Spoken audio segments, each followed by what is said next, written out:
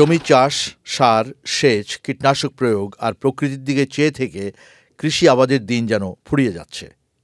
উন্নত বিশ্ব এ ব্যাপারে এক পায়ে খাড়া।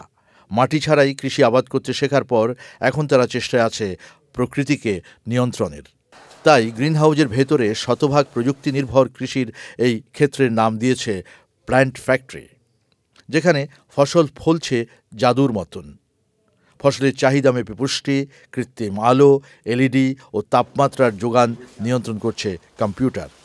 ফলন নিশ্চিত করা যাচ্ছে সর্বোচ্চ। লক্ষ্য করুন টমেটোর ফলন। বাণিজ্যিক ব্যাপারটি মাথায় রেখেই মান নিয়ন্ত্রণ করা হয়। এই টমেটোর বাজার মূল্যও পাওয়া যায় বেশি।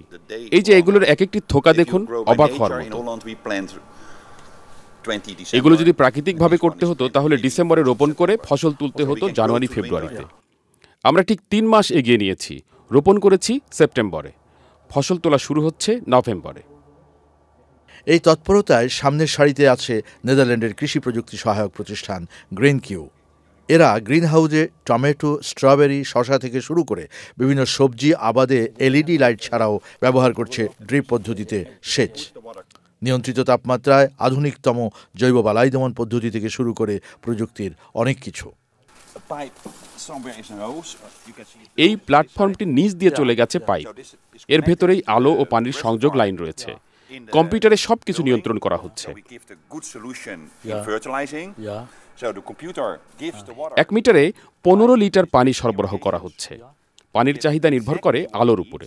পানি একটু বেশি লাগে, তার মানে আমরা যেমন বেশি গরম লাগলে বেশি পানির চাহিদা অনুভব করি, এই তেমনটি আর কি।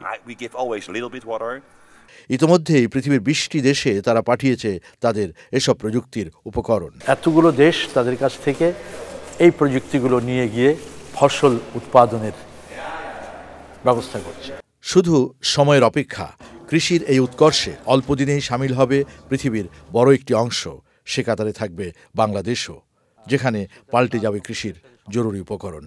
জলবায়ু দুর্ভাবনা থেকে কৃষি ও ফসল রক্ষা করতে আলো আর এলইডি লাইটকে ব্যবহার করে কৃষির উৎপাদন বাড়িয়ে দেওয়ার বর্তমানের এই গবেষণা আগামীর কৃষি জানান দেয় এক বিস্মিত হওয়ার মতো কৌশলকে, যা এখনই ব্যবহার করছে হল্যান্ড। এই প্রযুক্তিগুলো পৃথিবীতে ছড়াবে এবং কৃষি উৎপাদনশীলতা বাড়বে, এতে কোনো সন্দেহ নেই। হল্যান্ডের গ্রিনকিউ থেকে শাইখ সিরাজ, চেন্নাই।